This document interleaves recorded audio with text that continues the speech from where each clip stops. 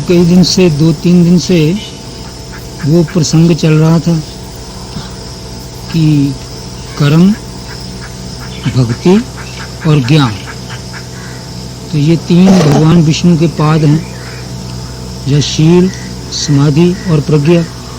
तो उसमें सबसे पहला जो है वो कौन सा है? शील। तो शील का मतलब है कर्मयोग। तो यदि आदमी कर्मयोग ठीक रीति से करेगा तो पहले आदमी का मन वहाँ से टिकना शुरू। छोटा मोटा भी काम करना तो उसको ध्यान से कर। तो ध्यान से जब करेगा तो वो जो ध्यान भटका हुआ है उसको जागते जागते संभालने की आदत पड़ेगी। यदि जागते जागते संभालने की आदत नहीं पड़ी पहले, तो फिर एकदम बैठ के कैसे ध्यान लगा लेगा? क्योंकि मन तो जो है पहले से संसार में भटका हुआ है। बच्चे का मन है कौवे की तरह चंचल है, क्योंकि उसको बेचारे को डर, शंका कई किस्म की होती है। कहीं वहाँ जाता है मन, कहीं वहाँ जाता है। आपके साथ बात कर रहा है, कहीं आवाज़ आ गई, डर गया, उधर भी देखने लग गया। फिर कोई पीछे से आदमी आ गया, अचानक डर करके उसको भी देखता है। तो उसका जो ध्यान है वो कई जगह बटा हुआ होता है। तो इसलिए ये है कि वो जो बटा हुआ ध्यान है वो बचपन से, अब सारे ही हम एक बार बच्चे थे तो बचपन से सबका ही ध्यान बटा हुआ है। तो अब जिस वक्त आप अकेले कहीं अपने शांत चित्त होकर ध्यान करने लगोगे तो ये मतलब नहीं कि मन हमारा कोई पक्षपात या लिहाज करेगा। वो तो जैसा उसका रास्ता बना हुआ है उसी के अनुसार उस पर उसकी गाड़ी चलेगी। तो उसको यही है कि आप ध्यान में बैठे रहो। कभी कान से सुनने जाएगा, कभी आंख से देखने के लिए लपकेगा, कहीं वाणी से कुछ बोलेगा, कोई अंदर से कुछ सोचेगा। इसका नाम है भटकना या इसका नाम है विक्षेप। तो अब इस हालत से जो विक्षेप वाला मन है वो ध्यान नहीं कर सकता, वो ध्यान से उल्टा होता है। तो अब ध्यान रटाना शुरू कहाँ से किया जाएगा? कि बाहर का जीवन जो सादा दुनिया के बीच में हम मिल करके जीते हैं ना सबके साथ, उसी से ही अपना अभ्यास शुरू करें। अब जैसे ये सब काम तो करने पड़ते हैं, अपने देह के भी, कुनबे के भी, सोसाइटी के, समुदाय के भी। ये 3 जगह आदमी हैं, अपने आप में है, कुनबे में है, या सोसाइटी में है, समाज में है। तो अब 3 किस्म की उसकी ड्यूटी है। देह की ड्यूटी है नहाना धोना और देह को साफ रखना, इसको किसी तरीके से जिसका तंदुरुस्त स्वस्थ रहता है। और इसी देह के बीच में फिर मन है, उसको भी ठीक रखना। तो ये सब एक आदमी का, अपने एक अकेले का। इसमें दूसरा कोई साथी नहीं है, ना कोई कुनबे वाला और ना कोई समाज वाला। अच्छा, दूसरी उसकी कुनबे की ड्यूटियाँ हैं। चलो जैसे बाल बच्चेदार है तो उनके लिए भी सोचेगा, फिर उसके लिए वो समाज के भी कभी कुछ कर्म करता है, तब वो दुनिया सबके बीच में रहता है। तो अब तीनों ठिकाने पर जो कर्म है, इन कर्मों को वो यदि सावधान होकर पहले वो करना सीखेगा तो पहले ध्यान उसका यहीं डटना शुरू होगा। तो सवेरे सबसे पहले उसके कौन से कर्म होते हैं? पहले उसके कर्म वो हैं जो कि शरीर संबंधी, अपने देह के। तो अपने देह के कर्मों में भी यदि वो भटका ही बहका ही काम करेगा तो फिर वो ध्यान किस वक्त करेगा और कभी उसका मन एकाग्र होगा? तो इसलिए सबसे पहले बताने वालों ने बताया कि नित्य नैमित्तिक कर्म करना ठीक सीखो, ताकि कोई भी जो तुम करो उसको ऐसे ढंग से करो कि उसी में तुमको ध्यान का अभ्यास होना शुरू हो। 24 घंटे ध्यान तो कोई करेगा नहीं आसन पर बैठ करके, उसको शरीर के कई कर्म करने पड़ते हैं। तो शरीर के कर्म करते वक्त भी कर्म योग बना दो। तो कर्म योगने का मतलब क्या है? कर्म में मन को जोड़ दो। तो कर्म में जोड़ देने का मन का नाम हो गया उतना योग। योग इसीलिए होता है कि मन को ऐसा अभ्यास बताना, ऐसे अभ्यास में लगाए रखना कि जिस अभ्यास से उसको एकाग्रता का अनुभव हो। अब यही है कि छोटा मोटा भी कोई काम है, चल रहा है, कुछ भी कर रहा है, बोल रहा है, चल रहा है, तो उसमें यदि थोड़ा बहुत उस वक्त उसी में ही मन लगा के करेगा तो वो जो थोड़ा बहुत मन को लगाना है वो कहीं दूसरी जगह लगा हुआ था, पहले किसी दूसरी जगह भटक रहा था, दूसरी जगह बंधा हुआ था। जितना आप उसमें लगाने का चेष्टा करोगे, उसमें जतन करोगे, उतना समझो आपने वहाँ ध्यान का अभ्यास किया। तो अब ये पहले ये समझना चाहिए कि ये जो मन है ये भटका हुआ कहाँ है, कहाँ बहका हुआ है?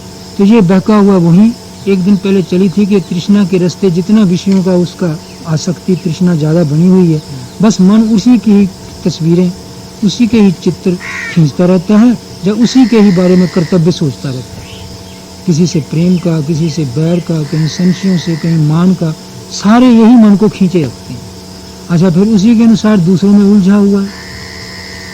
अब दूसरे सबके बीच में है ना, तो उलझा हुआ होने के कारण से इसका भी डर लगा है, उसका भी डर लगा है, वो ऐसा कर देगा, वो यूं कर देगा, भाव बन जाता है कि वो ऐसा तो मैं कैसे ना ऐसा रहूं। तो ये सब जितने हैं, ये आदमी को जहां मन लगाना चाहिए वहां लगने नहीं देते। हर वक्त इनकी अपनी इतनी खींच रहती है कि यही आपको हर वक्त याद दिलाते रहेगी। उसको ये नहीं कि आप खाना खा रहे हैं या कुछ कर रहे हैं, पर आप खाना खाते रहो तब भी मन में वही, रास्ता चलते रहो तब भी वही, नहाना धोना बोलो चालो उसी की फिक्र में खींचा हुआ है।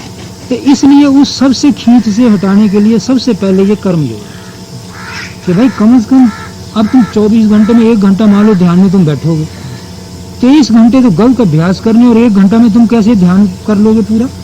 तो 1 घंटे का काम नहीं, जब तक जागते रहो, चाहे बाहर हो सोसाइटी में, चाहे कुनबे में, चाहे अपने अकेले में, आप कोशिश ये करो कि मैं अपने मन को संभालता हुआ हर एक काम करूं। संभालता हुआ जिसको कहते हैं, उसका मतलब है कि कहीं से मन को निखेड़ करके, उखाड़ करके कहीं एक जगह लगाना। बस कहीं उखाड़ करके एक जगह लगाने का नाम ध्यान। तो कर्म योग होगा तो ध्यान योग होगा।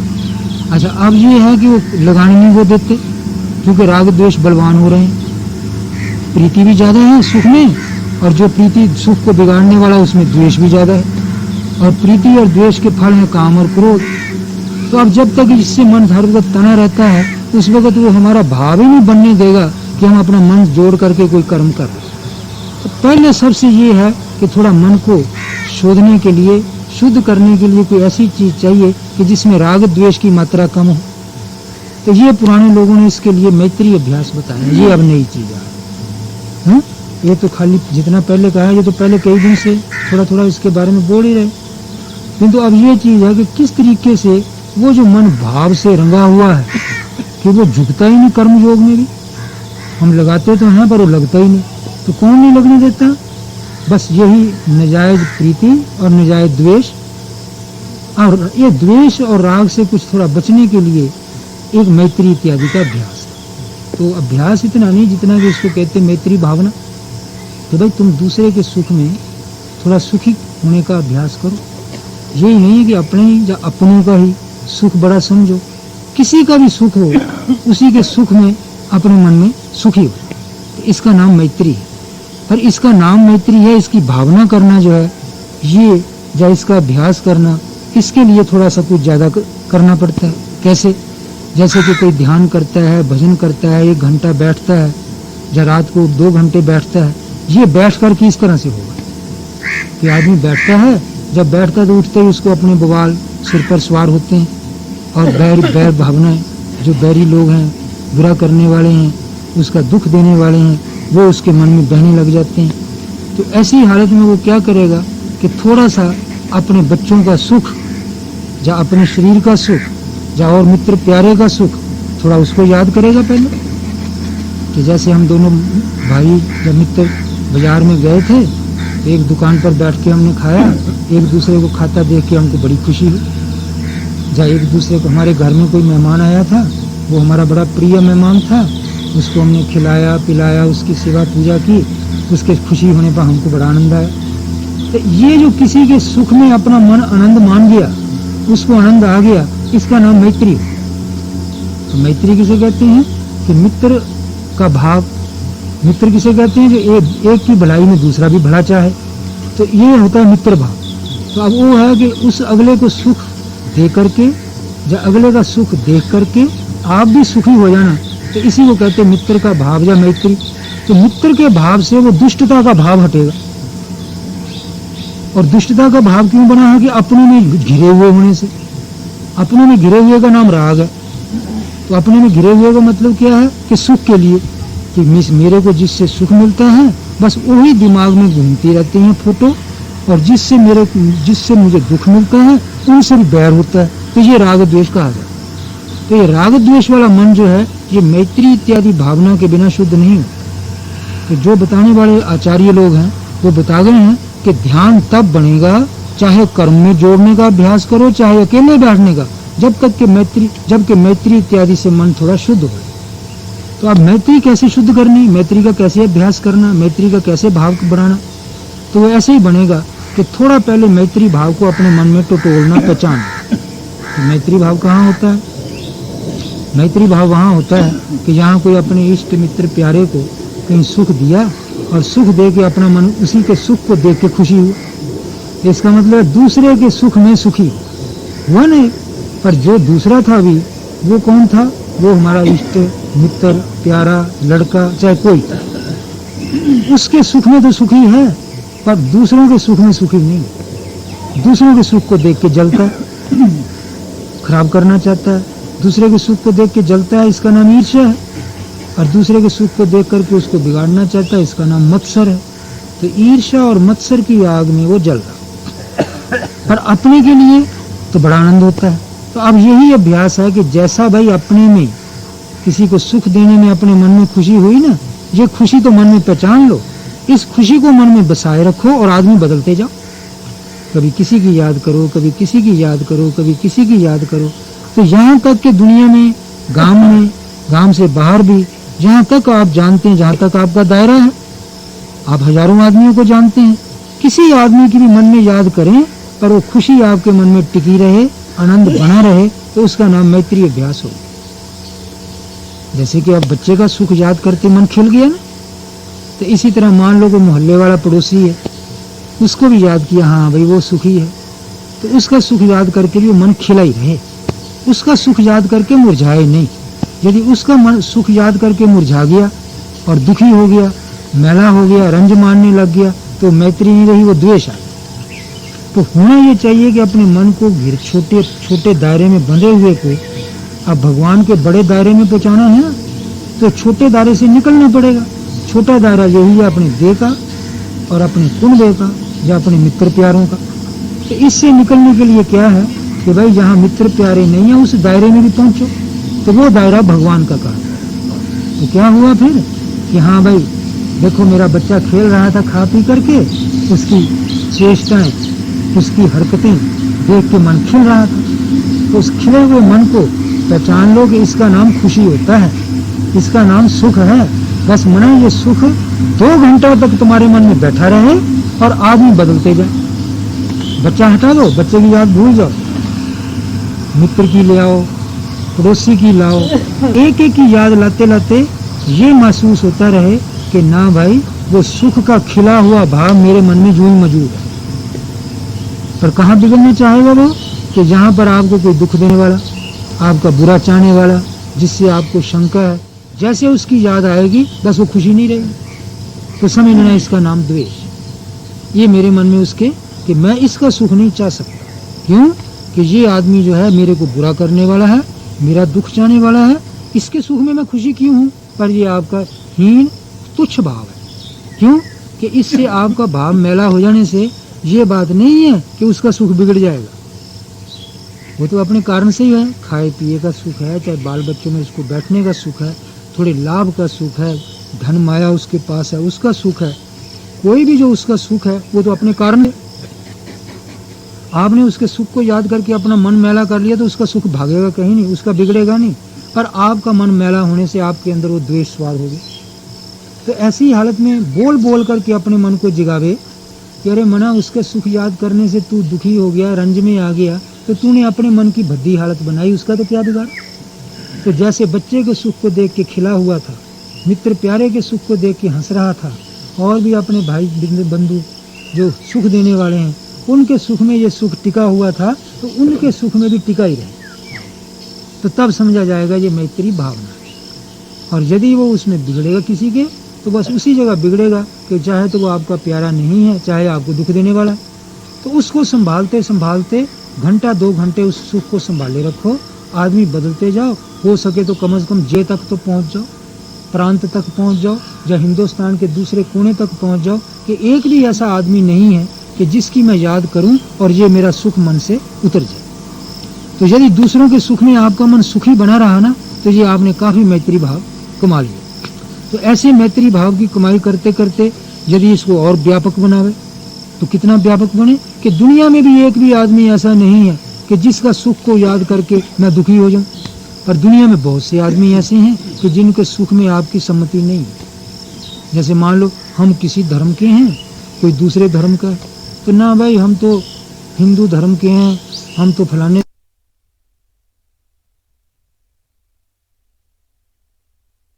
रहे हैं, जीव हत्या करते हैं और कई किस्म की बातें करने वाले हैं, तो इनके सुख में हम बड़ा कैसे सुखी हो जाए।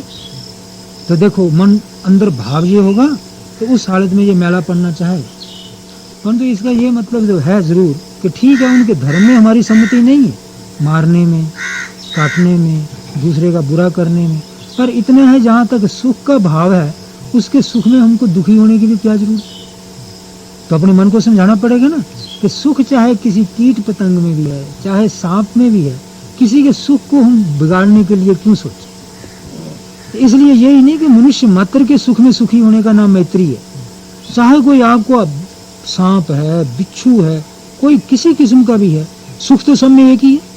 जैसे पानी है, चाहे इस कुएं का है यदि पीने लायक है, चाहे दूसरे कुएं में, पानी तो सर्वत्र पानी है।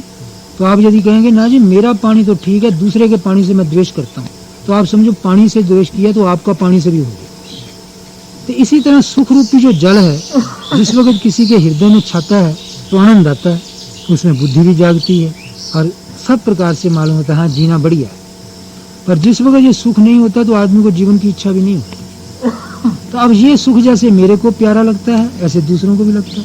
यदि आप दूसरों से आप सुख में द्वेषी बनेंगे, बैरी बनेंगे, तो ये अपने सुख को ही आप मैला कर रहे हैं, उसका सुख आप बिगाड़ेंगे नहीं। तो इसलिए जहाँ तक सुख का संबंध है, कोरे सुख का, वहां तक भाई हम किसी के सुख के भी बैरी नहीं। जब किसी के सुख के बैरी नहीं है और उसके सुख में हम सुखी होते हैं, तो 1 घंटा यदि 2 घंटा कहीं रात में या दिन में किसी वक्त भी बैठ के आप अकेले में जबकि फुर्सत मिली हुई है चिंतन करते रहेंगे, तो ये बढ़िया ब्रह्मा की भक्ति है। क्योंकि ब्रह्मा किसे कहते हैं? जो जगत का पिता, जो और बढ़ के कहें का पितामह। तो ब्रह्मा जो है जो जगत का पिता है सबका, तो पिता अपने बच्चों के सुख में दुखी नहीं।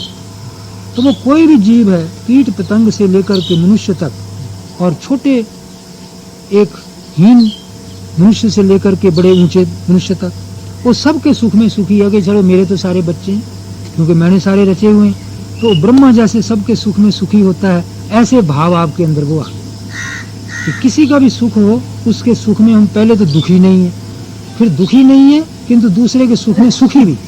तो जब इस प्रकार का भाव आ गया तो कहते हैं कि चाहे वो कैसा भी पाप कर्मा हो, उसने पीछे कुछ भी किए हैं, यदि ऐसी भावना को लेकर मर जाता है तो वो आदमी ब्रह्मलोक में जाता है। उसका मतलब क्या है? तो उसको उत्तम गति मिलती है। पर ये खाली इतने तक ही तो नहीं टिकेगा, तो जहाँ तक अपने इसका विचार किया इसके आगे भी बढ़ना है। तो इससे तो यही होगा कि वो द्वेष वाला मन थोड़ा साफ हो जाएगा, क्योंकि दूसरों के सुख को देख करके सहन नहीं कर सकता और दूसरे के दुख में हंसता है, दूसरे की अच्छी चीज को देख के उसकी निंदा करता है और बुरी चीज को बढ़ा चढ़ा के कहता है। तो ये 4 धर्म जो हैं ये ब्रह्मा के विपरीत, कि किसी के सुख में दुखी होना और किसी के दुख में सुखी होना। जैसे कि मान लो अपना बुरा करने वाला है, वो दुखी हुआ तो हाँ ठीक है इसको दुखी होना चाहिए, ऐसा कहता। क्यों? ये पापी आदमी था जो मेरा बुरा चाहता। तो देखो ये दूसरे के दुख में सुखी होना ये अच्छा भाव नहीं है। होना क्या चाहिए?